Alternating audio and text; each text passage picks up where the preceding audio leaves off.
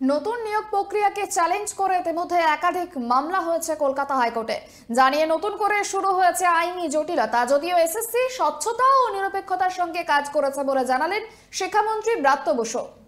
তো আমার মনে হয় যে এসএসসি যেটা কাজ সেটা হচ্ছে সম্পূর্ণ স্বচ্ছতার সঙ্গে এবং নিরপেক্ষতার সঙ্গে এই পরীক্ষাটি নেওয়া। আমরা তো গভীরভাবে আশাবাদী, মাননীয় সুপ্রিম কোর্ট আমাদের যে সময়সীমা বেঁধে দিয়েছেন এবং বোধহয় বোঝাই যাচ্ছে সময়সীমা তার বেঁধে দেওয়ার পক্ষে, এবং যেভাবে তাদের মামলা, তাদের যে রায়, সেটা হচ্ছে যে যোগ্য চাকরি প্রার্থীরা যাতে কোনোভাবে ক্ষতিগ্রস্ত না হন সেদিকে সুপ্রিম কোর্ট নজর রেখেছে। যে যোগ্য চাকরি প্রার্থীরা যাতে আবার তাদের তাদের একটা দ্বিতীয়, যাকে বলে লাইফ টাইম, সুপ্রিম কোর্টই দিতে চাইছে, এবং তারা এখানে খেয়াল রাখছেন যে এদের যাতে কোনো অসুবিধা না হয়। তো এখানে আপনারা বা যদি বিরোধীরা বলেন যে না, এরা চাকরি পাবে না, এদের ক্ষেত্রে ধন্দ আছে, আমরা সেটা মানতে রাজি নই।